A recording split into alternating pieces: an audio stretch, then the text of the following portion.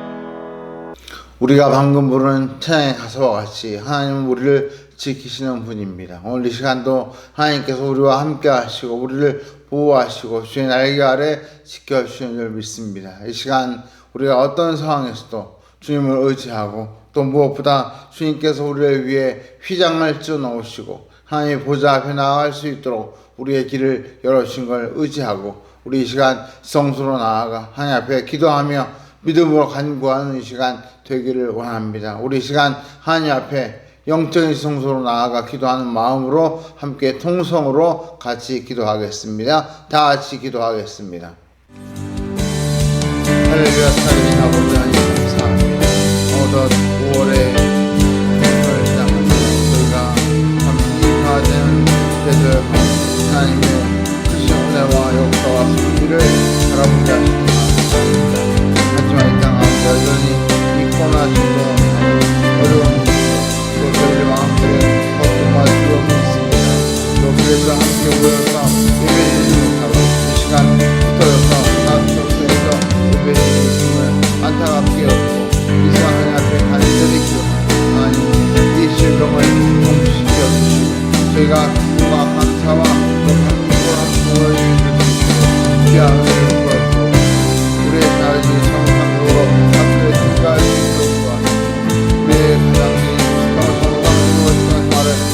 수 있도록 하나님께서 오늘 옆으로 주시기를 원합니다. 내라가 다르게 설 수 있도록 도와주옵시고 온갖 사회의 목소리와 감들과 아버지하며 원수당의 문제들이 하나님의 아버지 하나 해결되어지고 피어나는 것처럼 일어나지 않도록 오늘도 우리를 위하여 십자가에서 동하신 예수를 부르시고 아버지 하나님과 나의 죄와 또 허물을 용서를 구하는 이 시간 저희를 아버지 평화를 같이 믿어주시고 거룩한 하나님 바로 거듭날 수 있도록 도와주시옵소서. 아버지 시간 주의 몸을 위하여 땅까지 나아가 보고자 귀한 천사님 붙잡아주옵소서. 어느 곳에 있는 우리의 평안과 안전을 지켜주옵소서. 생명을 붙잡아주옵소서. 두려움이 없고 하나님과 서로 주시는 은혜를 더하여 주시옵소서. 저희가 말씀 듣기를 원합니다. 우리의 길을 열어주옵소서. 그 말씀을 아버지 마음을 주시게 하시고 그 책임 말씀을 정말 삶 속에서 실천할 수 있도록 되게 주과 능력을 더하여 주시옵소서. 모든 영광을 하나님 보여주며 살아계신 주 예수의 이름으로 간절히 기도하옵나이다. 아멘. 오늘 우리에게 주신 말씀 함께 보겠습니다. 마태복음 5장 5절 말씀. 성경을 보시거나 자막을 보시고 우리 한 목소리로 같이 한번 5장 5절 함께 읽겠습니다. 온유한 자는 복이 있나니 그들이 땅을 기업으로 받을 것이며 우리 한 번 더 소리내서 읽겠습니다. 온유한 자는 복이 있나니 그들이 땅을 기업으로 받을 것이며 아멘. 예전에 제가 학창시절에 교회에서 성경 퀴즈 대회 혹은 성경 암송 대회 같은 것을 많이 했습니다. 그때 자주 하던 퀴즈 가운데 성경과 관련된 성경 넌센스 퀴즈가 있었는데 제가 몇 가지 기억나는 것을 한번 여쭤보겠습니다. 한번 잘 답을 생각해 보시기 바랍니다. 첫 번째 문제입니다. 부모님께 잘못했을 때 읽어야 하는 성경책은 무엇일까요? 부모님께 잘못할 때 읽을 성경책은 빌립보서입니다. 빌어야 하니까. 그럼 두 번째 문제를 한번 내보겠습니다. 아마 이건 많이 아실 것 같은데 아기를 갖고 싶은 분들이 읽어야 하는 성경책은 에베소서. 아기가 생기라고 그렇게 읽어야 한답니다. 세 번째 문제입니다. 부부싸움을 하고 나서 곧바로 읽으면 안 되는 성경책은 부부싸움하고 나서 곧바로 읽으면 안 되는 성경책은 무엇일까요? 정답은 갈라디아서입니다. 갈라설가와. 네 번째 문제입니다. 성경에서 가장 긴 장은 시편 119편입니다. 그렇다면 성경에서 가장 두꺼운 장은 무엇일까요? 정답은 겉장입니다. 겉장. 마지막 문제입니다. 부동산을 좋아하는 분들이 가장 좋아하는 성경 구절은 다 짐작하셨겠지만 바로 오늘 읽은 마태복음 5장 5절 말씀입니다. 제가 긴장을 풀고 편한 마음으로 또 집중해서 오늘 말씀을 들으시라고 몇 가지 넌센스 퀴즈를 한번 들려드렸습니다. 오늘 본문 말씀에 보시면 누가 땅을 기업으로 받는 복을 누리는가? 누가 땅을 기업으로 받는 복을 누리는가? 거기에 대해서 말씀하고 있습니다. 전 세계에서 아마 우리나라 사람처럼 부동산에 관심이 있는 나라는 없을 것 같습니다. 심지어 정부에서 고위 관료를 뽑을 때 청문회나 혹은 국회의원을 뽑을 때 어김없이 등장하는 메뉴 가운데 하나가 바로 이 부동산 문제입니다. 이렇게 부동산을 좋아하시는 분들에게 희소식이 있습니다. 바로 오늘 말씀이 그 희소식입니다. 누가 땅을 기업으로 받는 복을 누리는가? 그 비결을 오늘 말씀이 알려주고 있기 때문입니다. 그 비결은 바로 온유한 자가 되는 것입니다. 온유한 자. 오늘 말씀에서 예수님은 팔복의 세 번째 복으로 온유한 자가 땅을 기업으로 받는 복을 얻는다고 말씀하고 계십니다. 우리가 이 말씀을 바르게 이해하려면 두 가지를 분명하게 알아야 합니다. 첫 번째는 온유한 자란 어떤 사람인가 하는 것을 알아야 되고, 다른 하나는 땅을 기업으로 받는 말이 무슨 뜻인가 하는 것을 알아야 합니다. 오늘 이 두 가지를 함께 살펴보면서 이 복이 우리에게 주어지는 복이 되기를 원합니다. 그렇다면 먼저 온유한 자는 누구인가? 어떤 사람을 온유한 자라고 말하는가? 한번 살펴보고자 합니다. 오늘 이 말씀을 듣는 분 중에 틀림없이 이런 생각을 하시는 분도 계실 겁니다. 땅은 갖고 싶은데 온유한 자가 되라는 말씀은 별로 달갑지 않은 분들도 계실 겁니다. 일반적으로 세상에서 온유하다 그러면 마음씨가 착하고 부드러운 사람을 생각합니다. 그런데 이렇게 마음씨가 착하고 부드러운 사람을 생각하면 자연히 뭔가 유약하고 우유부단하고 소심한 사람을 떠올리게 되어 있습니다.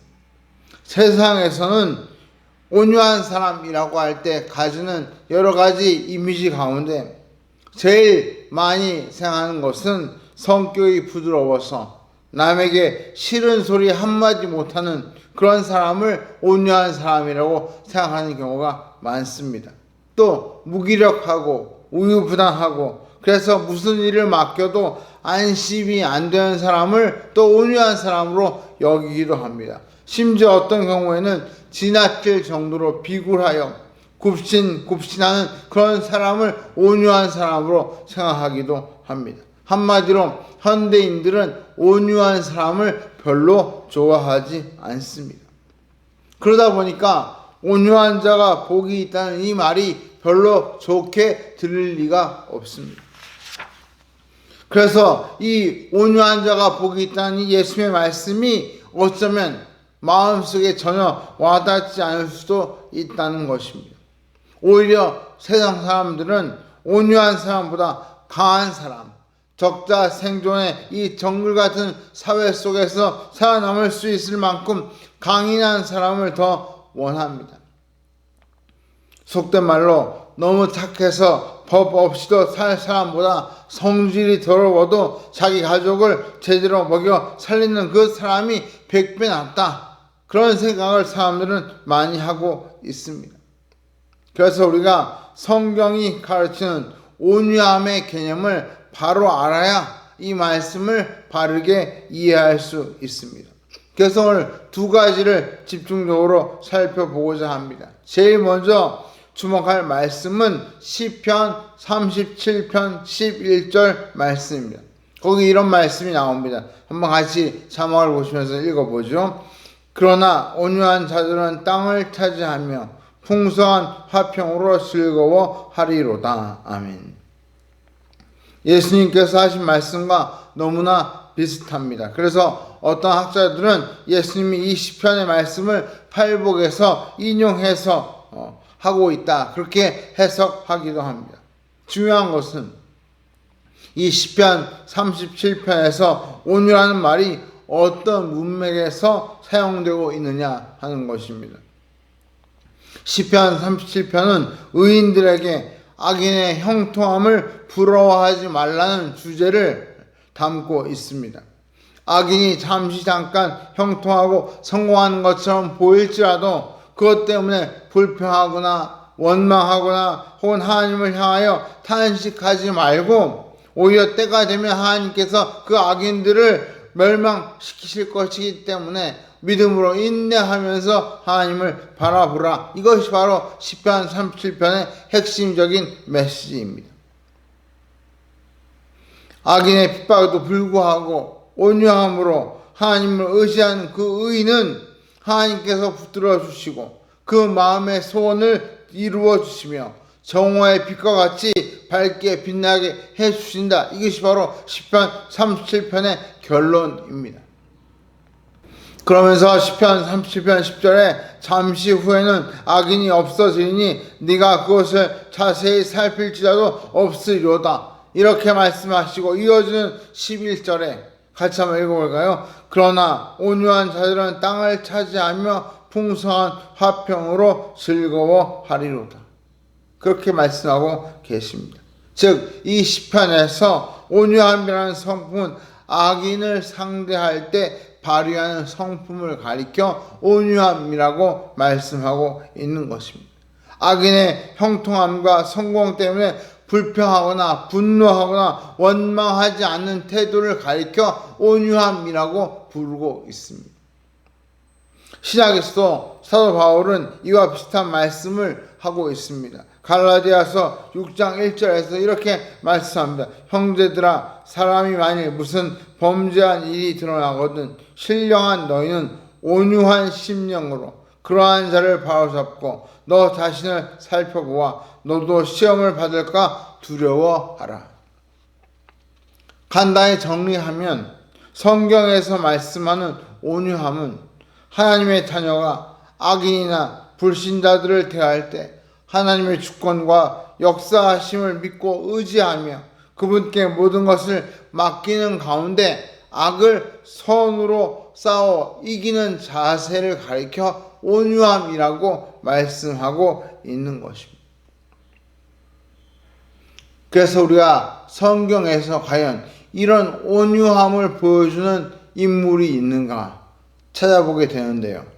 구약 성경에 그런 인물이 등장합니다. 바로 구약에 나오는 모세가 그런 인물입니다.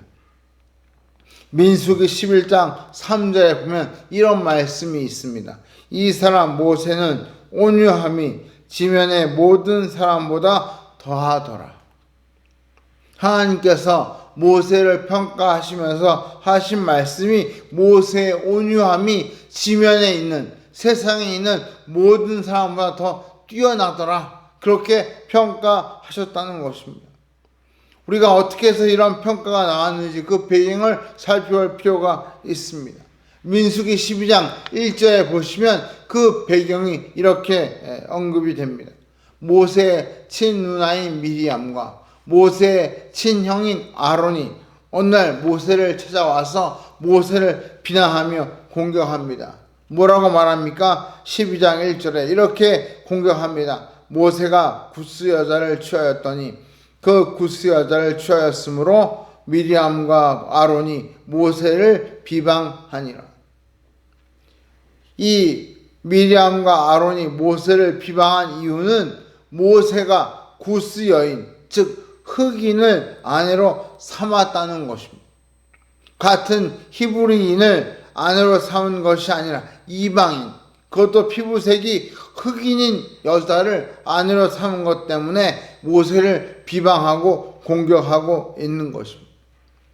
학자들은 이 아내가 누군가를 놓고 두 가지로 입장이 갈라집니다. 한쪽에서는 모세가 미디안 광야로 도망가서 미디안 제사장의 딸 십보라와 결혼을 했는데 그 십보라가 흑인이었다는 설명을 합니다. 만약 그렇다면 이미 결혼한 지 40년이 지난 마당에 이제 와서 형과 누나가 시비를 거는 셈이 됩니다.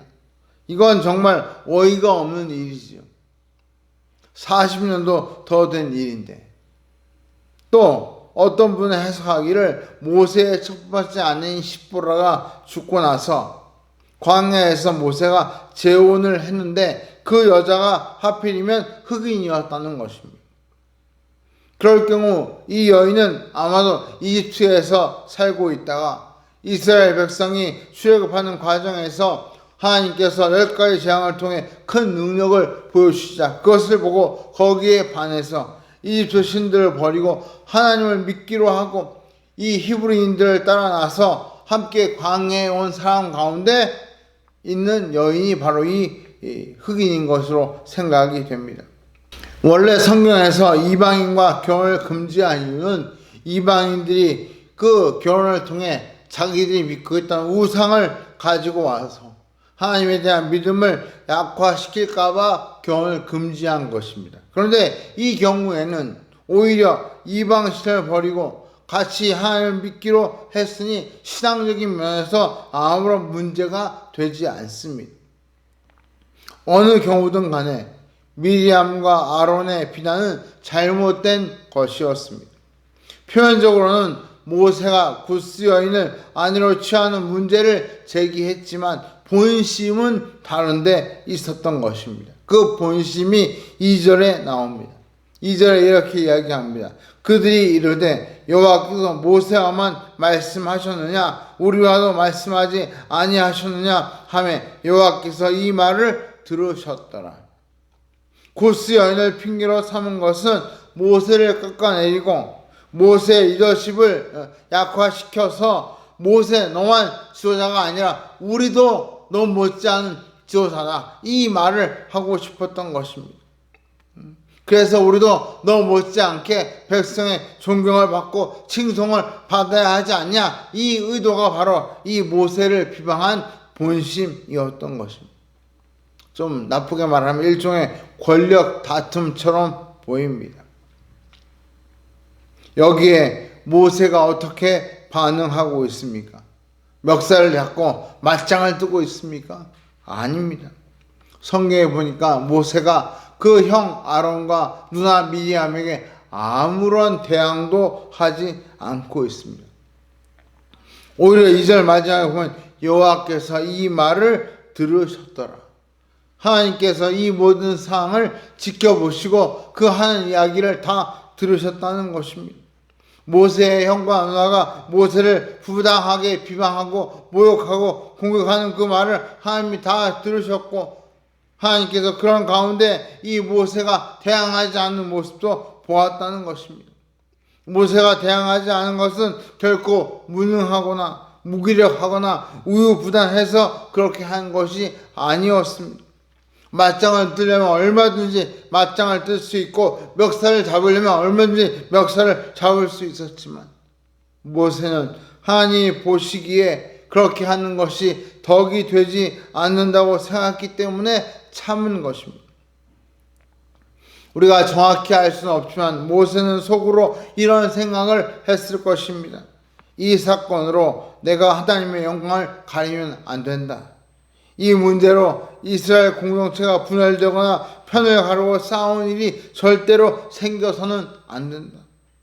그러면서 내가 어떻게 해야 할까? 속상하고 억울하고 분통 터지지만 가만히 인내하며 하나님의 조치를 기다려야지. 이것이 바로 모세의 속마음이었던 것입니다. 그래서 아무 말 하지 않고 그 공격과 비방을 참았고 하나님께서 이런 모세의 속마음을 다 읽으시고 그를 가리켜 온유함이 모든 사람보다 뛰어나다고 평가하신 것입니다. 하나님은 모세의 이런 태도를 가리켜 한마디로 온유한 사람, 온유하다 그렇게 평가하셨습니다. 여러분 결과가 어떻게 되었습니까? 4절에 보니까 여호와께서 세 사람을 회막 앞으로 불러내셨습니다. 그리고 그 중에서 아론과 미리암을 앞으로 나오라고 하시고 나서 이렇게 책망하십니다. 너희는 어찌하여 두려움도 없이 나의 종 모세를 비방하느냐? 이렇게 야단치고 진노하시며 급기야 미리암에게 갑자기 문둥병이 발병하여 피부가 눈과 같이 하얗게 되도록 만드셨습니다. 미국의 유명한 설교가인 제임스 보이스 목사님은 이 장면을 설명하면서 이렇게 말합니다. 하나님께서는 피부색으로 모세에게 도전한 미리암에게 문둥병으로 그 피부를 아주 하얗게 만들어 놓으셨다.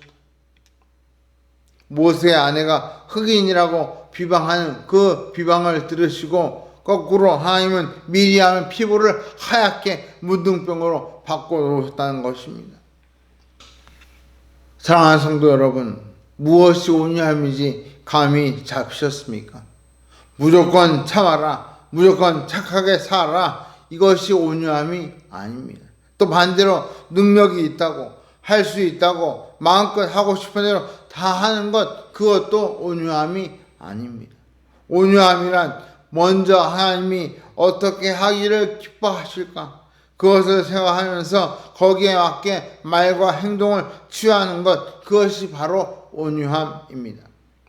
하나님이 이 상황을 보고 계신다. 어떻게 하는 것이 하나님을 기쁘시게 하는 것일까? 이 생각을 가지고 반응하는 그 사람이 바로 온유한 사람인 것입니다.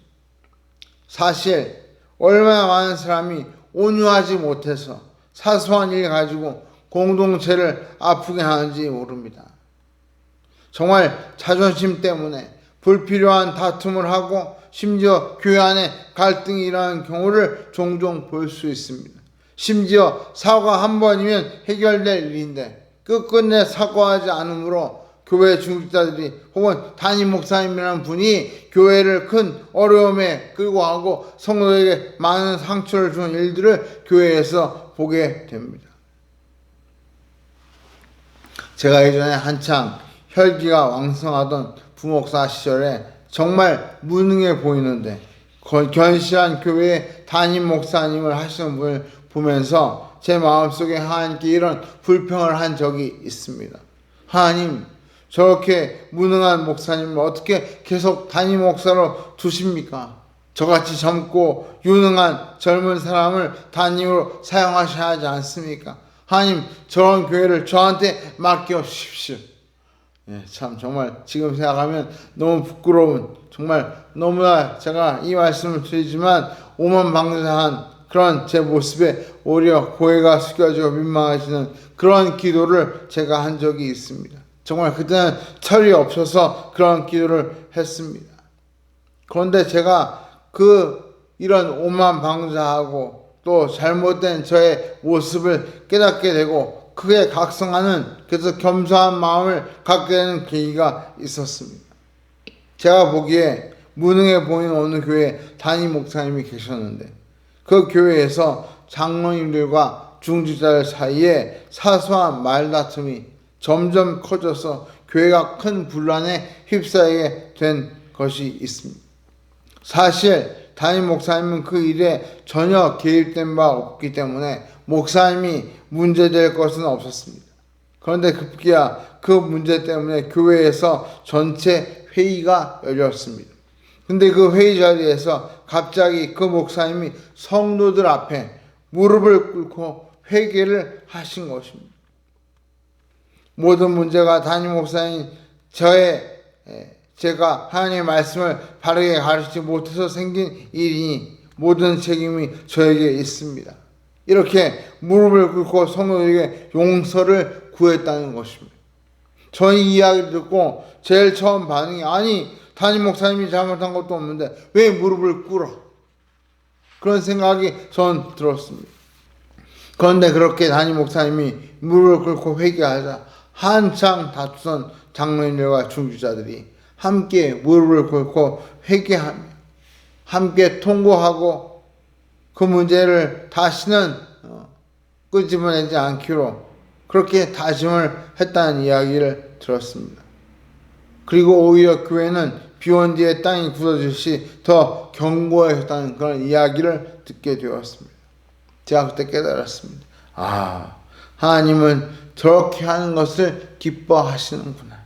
왜 내가 아직 담임이 안 되는지 다 이유가 있구나. 나는 멀어도 한참 멀었구나. 참 제가 그 일을 통해서 정말 진정한 온유함, 진정한 겸손이 무엇인지를 깨닫게 되었습니다. 사도 바울은 디모데후서 2장 23절 이하에서 교회 지도자의 성품에 대해 이렇게 말씀을 하고 있습니다.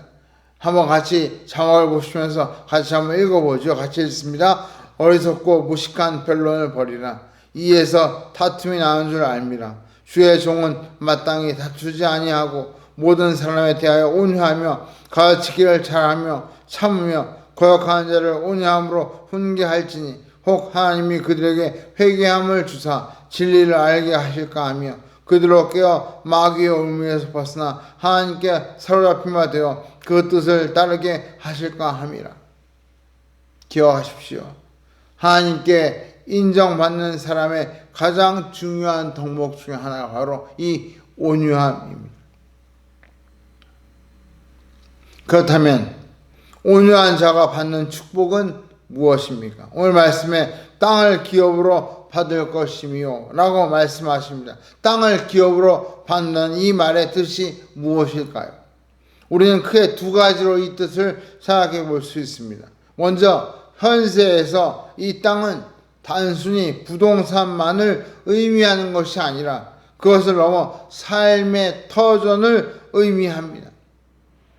여기서 땅은 단순히 그냥 토지가 아니라 우리의 삶의 터전을 상징하는 말이 바로 이 땅이라는 것입니다. 우리가 살아가는 데 필요한 모든 것이 바로 이 땅에 해당합니다.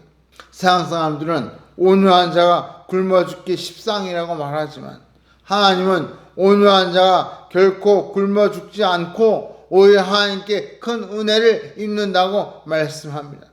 옛날 어른들은 이렇게 가르쳤습니다. 지는 게 이기는 거다.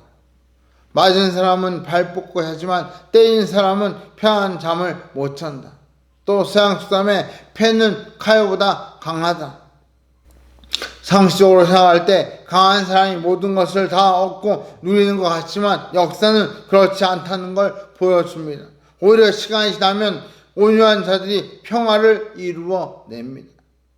아까 살펴보았던 시편 37편에도 이런 말씀이 있습니다. 우리가 한번 다시 시편 37편 23절부터 26절을 같이 한번 읽어보겠습니다. 시작. 여호와께서 사람의 걸음을 정하시고 그의 길을 기뻐하시나니 그는 넘어지나 아주 엎드러지지 아니함은 여호와께서 그의 손으로 붙드심이로다. 내가 어려서부터 늙기까지 의인이 버림을 당하거나 그의 자손이 걸식함을 보지 못하였다. 그는 종일토록 은혜를 베풀고 꾸어주니 그의 손이 복을 받는도다. 이것이 바로 현실에서 땅을 기업으로 누리는 축복입니다. 사랑의 교회를 담임했던 옥하는 목사님이 이 온유한 자에 대한 설교를 하시면서 땅에 대해 이렇게 하시는 말씀을 제가 책에서 읽었습니다. 그분이 땅을 설명하시며 이렇게 말씀합니다. 온유한 아내는 남편을 땅으로 얻습니다. 할렐루야. 온유한 남편은 아내를 땅으로 얻습니다. 온유한 부모는 자녀를 땅으로 얻습니다. 가족들이 온유하면 그 가정에는 행복을 땅으로 소유하게 됩니다. 기쁨과 만족을 땅으로 소유하게 됩니다. 심령의 자유를 땅으로 소유하게 됩니다. 특별히 여러분들을 비난하고 헐뜯는 이웃이 있습니까? 가족이 있습니까? 직장 동료가 있습니까? 온유하십시오. 그러면 틀림없이 그 사람을 하나님이 땅으로 나에게 주실 것입니다. 전 이 말씀이 크게 공감이 되었습니다. 또 하나, 땅을 기업으로 한다는 것은 이미 다 짐작하신 대로 영원한 땅, 영원한 본향, 천국을 기업으로 물려받는 것입니다. 주님께서 예비하신 그 천국을 우리에게 유산으로 물려주신다는 뜻입니다. 우리는 이 땅에서 길어야 100년 삽니다. 하지만 천국에서는 영원히 살아야 합니다. 현세에서 땅을 소유하는 것보다 천국에서 땅을 소유하는 것이 비교할 수 없을 만큼 중요합니다. 말씀을 맺겠습니다. 제가 온유함을 묵상할 때 마지막 결론으로 드리려고 하는 말씀이 있었습니다. 아마 여러분이 너무나 좋아하시는 말씀이고 저도 이 말씀을 종종 마음에 새기면서 힘을 얻습니다. 바로 마태복음 11장 28절 말씀입니다. 아마 이 중에 암송하시는 분도 계신데 한번 장막을 보시고 함께 읽어보죠. 수고하고 무거운 짐진 자들아 다 내게로 오라. 내가 너희를 쉬게 하리라. 참 너무나 큰 위로가 되는 말씀입니다. 우리의 마음이 각박해지고 스트레스에 시달리면 온유함을 발휘하려고 해도 발휘할 수가 없습니다. 그래서 그때 우리가 붙잡아야 할 말씀이 바로 이 말씀입니다. 이 말씀을 묵상하면 위로가 되고 굳었던 마음이 부드럽게 풀어지고 주님께 무거운 스트레스를 내려놓고 쉼을 얻게 됩니다. 그런데 바로 이 말씀 뒤에 보석 같은 말씀이 있는 것을 우리가 종종 잊어버립니다. 바로 29절 30절 말씀입니다. 이런 말씀이 뒤에 이어집니다. 같이 한번 읽어보죠. 나는 마음이 온유하고 겸손하니 나의 멍에를 메고 내게 배우라. 그리하면 너희 마음이 쉼을 얻으리니 이는 내 멍에는 쉽고 내 짐은 가벼움이라 하시니라. 예수님이 자신을 가리켜 나는 마음이 온유하고 겸손하다고 말씀하십니다. 그리고 우리에게 도전하십니다. 나의 멍에를 메고 내게 배우라. 즉 예수님의 온유함과 겸손함을 배우라는 뜻입니다. 그렇게 하면 너희 마음이 쉼을 얻을 것이다. 그렇게 우리에게 약속하십니다. 우리가 이 세상에서 지지 않기 위해 낙오하지 않기 위해 루저가 되지 않으려고 안간힘을 쓰고 아둥바둥 한다고 해서 땅을 기업으로 얻는 것이 아닙니다. 결국 주님께서 우리에게 이런 놀라운 은혜를 부어주셔야 땅을 기업으로 부어주셔야 우리가 얻고 누릴 수 있는 것입니다. 그런 의미에서 우리는 주님을 닮고 주님을 배우고 주님의 마음을 본받는 삶을 살아야 하고 이것이 진정한 쉼을 우리에게 주는 줄 믿습니다. 사랑하는 성도 여러분, 오늘 이 말씀을 마음속에 마지막으로 새기시면서 우리 모두 예수님을 본받아 온유한 사람으로 변화되어 하나님께서 땅을 기업으로 얼마든지 넉넉하게 부어주실 수 있는 축복의 주인공이 되시기를 주의 이름으로 간절히 축원합니다. 우리 시간 말씀을 생각하면서 한번 같이 기도하기를 원합니다. 하나님, 제 마음을 온유한 심령으로 바꿔 주옵소서. 우리의 거친 마음, 우리의 굳어있는 마음, 우리의 마음속에 끊임없이 일어나는 이 분노와 원망과 또 남을 향한 보이지 않는 그 공격성이 이 시간 다 녹아지게 하시고 온유한 심령, 예수 그리스도의 온유함을 본받는 심령이 되게 하여 주옵소서. 한번 시간 우리 가슴에 손을 얹고 하나님 온유한 자가 되는 복을 주옵소서. 우리 시간 같이 한번 한 목소리로 말씀을 생각하시면서 같이 한번 기도하겠습니다. 할렐루야. 수고하고 무거운 다 내게로 내가 너희를 나는 마음이 온유하고 평안히 내 몸을 내고 그래서 이 말씀을 하시고 우리에게 온유한 자가 되어가지고 우리의 마음속에 세상을 향한 원망과 분노와 또 보이지 않는 공격성들을 시간 하나님 만드시고 그것 보세요 같이 온유한 사람으로 하나님을 칭찬하고 되게 하여 주옵소서. 우리가 말하고 생소하고 먼저 하는 이런 말과 행동을 어떻게 하나님께서 어떻게 하나님을 사랑하면서 우리의 말과 행동을 하나님의 함께 성으로 표현하시는 것입니다. 그래서 우리의 모든 행동 가운데 주님의 온유함이 주님과 같이 온유함과 하고 세상에 하고 싶고 성으로 하나님 이 땅에서 우리 놀라운 저희들 인도하시고 은혜 내려 주시옵소서. 사랑이 많으신 아버지 하나님, 정말 세상이 점점 생존 경쟁으로 치열해지고 참 거친 정글같이 사람들이 점점 강해지고 독해지고 마음이 황팍해지고 참 범죄가 끊임없이 이러한 안타까운 현실을 바라보게 됩니다. 하나님, 지금이야말로 우리 믿는 성도들이 온유함으로 세상을 이겨야 할 때인 줄 믿습니다. 하나님, 우리 이 아름다운 만남교회 참으로 주 앞에 나와 예배하는 모든 성도들 심령을 이 시간 온유한 심령으로 바꿔 주옵시고, 예수님을 본받아 참으로 온유하고 겸손한 마음으로 악을 이기고 세상을 이길 수 있는 놀라운 성도가 되게 하여 주시옵소서. 그래서 우리의 삶을 통하여 다른 사람들이 변화되어지게 하시고, 정말 이 땅에서 땅을 기업으로 얻을 뿐 아니라 영원한 천국을 소유하는 복된 성도가 되게 하여 주옵소서. 아버지, 지금이야말로 우리 믿는 성도들이 빛과 소금으로 쓰임받아야 할 때인 줄 믿습니다. 우리 가정에서, 또 이 사회에서, 공동체 속에, 직장에서, 사업장에서, 학교에서, 우리가 있는 그 어디든지 우리 믿는 성도의 그 온유함이 빛을 발하게 하시고 선한 영향력을 드러낼 수 있도록 저희를 통하여 역사하여 주시옵소서. 이제는 온유하고 겸손한 삶의 모범이 되신 주 예수 그리스도의 크신 은혜와 하나님 아버지의 그 크신 사랑하심과 성령님의 감화 감동 인도 역사하심이 온유한 자가 되어서 하나님이 주시는 땅을 기업으로 누리며 이 땅 가운데 선한 영향을 미치고 살아가기를 마음속에 다짐하는 이 시간 머릿속에 예배하는 모든 성도들의 심령 위에와 저들의 간절한 기도 위에, 저들의 삶의 터전 위에, 또 이 나라 이 민족과 성도사님들 위에 이제로부터 영원토록 함께 계실지어다. 아멘.